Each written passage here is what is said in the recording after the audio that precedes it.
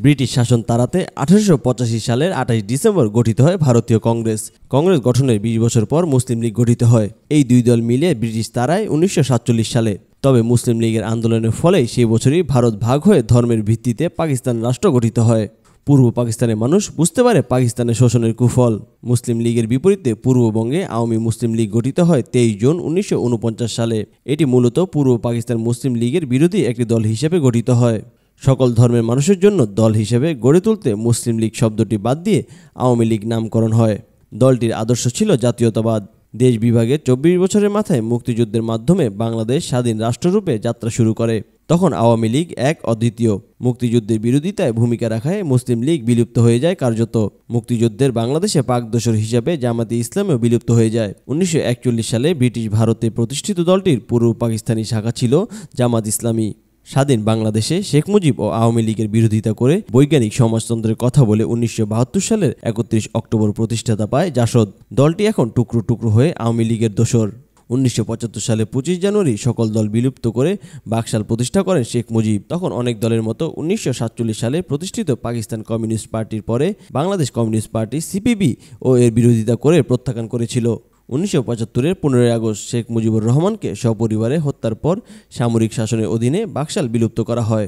1975 সালে 7 নভেম্বর সেনাবাহিনীর অভ্যুত্থানের মাধ্যমে রাষ্ট্র ক্ষমতায় আসেন জিয়াউর রহমান।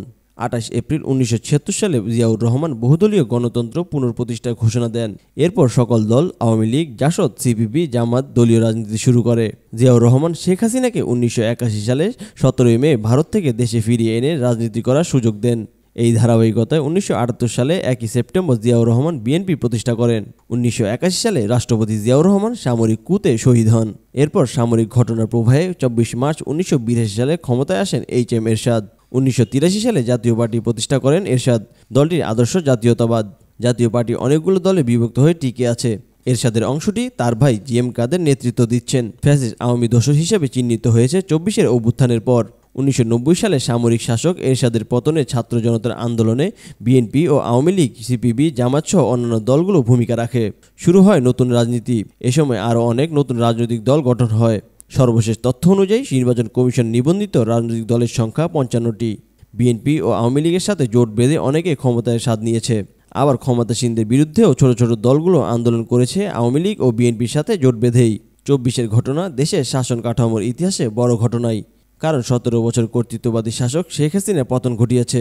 বড় ঘটনার প্রেক্ষিতে প্রতিষ্ঠিত দলগুলো টিকে আছে বাংলাদেশের রাজনীতিতে সংগঠন বিস্তার ও ক্ষমতায় যাওয়ার মধ্য দিয়ে। যেখানে সংস্কার, পরিবারতন্ত্র, ব্যক্তির প্রতি ভক্তিবাদী আদর্শের বাইরে যেতে চায় জুলাই আগস্ট অভ্যুত্থানের সমন্বয়কারীরা। তবে দলটির গ্রহণযোগ্যতা কী হবে এই মুহূর্তে বলা কঠিন। আওয়ামী লীগ রাজনীতির মাঠে ফিরে না আসা পর্যন্ত স্বস্তিদায়ক পরিস্থিতি থাকবে তা বলাই যায়। তবে ক্ষমতায় যেতে যখন ভোটের মাঠে রাজনীতি করতে হবে তখনকার চ্যালেঞ্জ ভিন্ন। ইতিহাস তাই বলে।